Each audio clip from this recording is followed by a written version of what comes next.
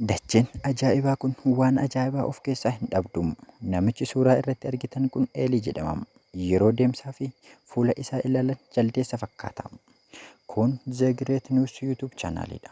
Warreen miseensa maatii YouTube chaanaalii kanaa taatan subscribe gochuun miseensa maatii YouTube chaanaalii kanaa taatanii odeeffannoolee wayitaawwaa guyyaa guyyaatiin nuti gadi lakkisnu akka hordoftan isin affeera. Akkasumas immoo warreen miseensa maatii YouTube chaanaalii kanaa taatan laayikii fi sheer gochuun nu jajjabeessa. Yaadaa fi qeeqeessan koomentii jalatti nu kaa'aa isiniin jecha odeeffannoolee ajaa'ibaa kan uumaman ajaa'ib nama jechisiise odeeffannoo wayitaawwaa tokko qabadheen isiniif dhiyaadheera na hordofaa.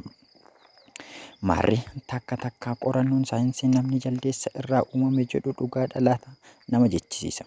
Eeliin fuula jaldeessaa irraa wanti adda baasu tokko illee hin jiru.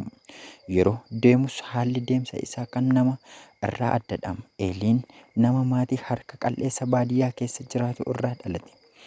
Ija muka bosonaa keessa deemuun funaanuun nyaachaa jiraata. Akkuma aadaa biyya isaaniitti namoonni hedduun ija mukaatiin jiraatu. Eeliin maxxana nama tokko illee hin qabu.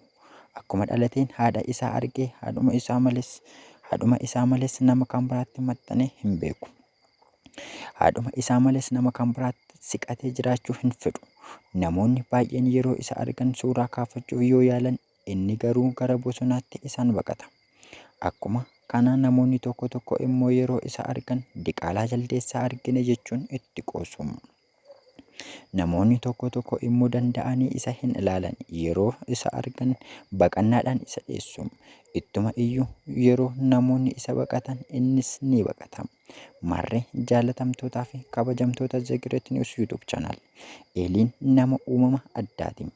Akka carraa ta'e gaazexeessaan World Press tokko odeeffannoo kana dhaga'e kaameraa fi wantoota isa barbaachisu fudhatee iyyaafannaaf gara mandara Eeliifaatti luka kaase. Erga bu'aa bayii hedduu keessa darbee mana maatii Eelii fi Eeliin keessa jiraatu arge. Yeroo gaazexeessaan kun konkolaataa isaa fudhatee mana Eeliifaa bira ga'u Eeliin konkolaataa kana arguun baqannaa keessaa fuudhe.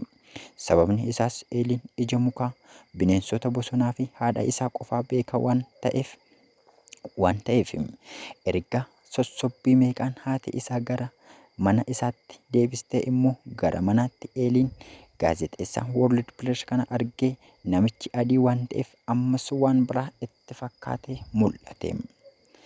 Haa ta'u malee gaazexeessonni kun erga gatii guddaa itti kennanii booda Eeliin amala namatti siquu godhachaa dhufe.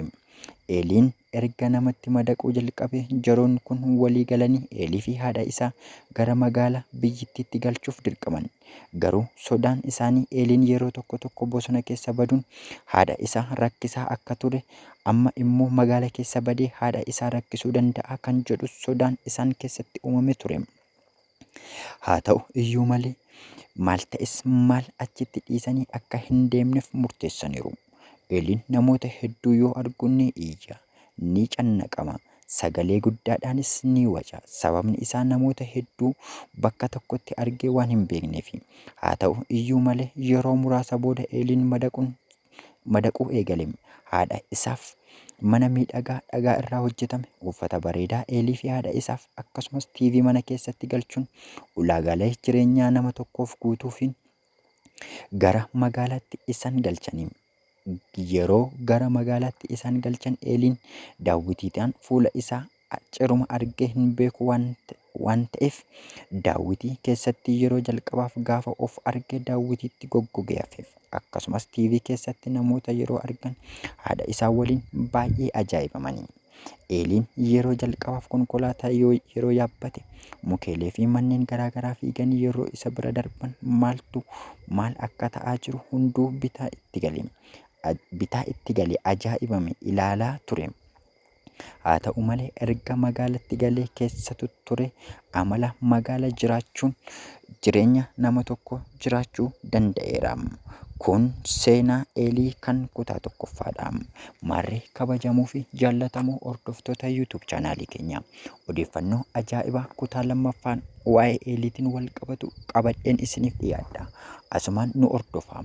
Akkasumas odeeffannoolee wayitaawwaa hawwisiisoo fi dinqisiisoo ta'an jettanii kan yaaddan koomentii jalatti nu barreessuun akka nuti bal'inaan isiniif qopheessinuuf isin affeerreerra.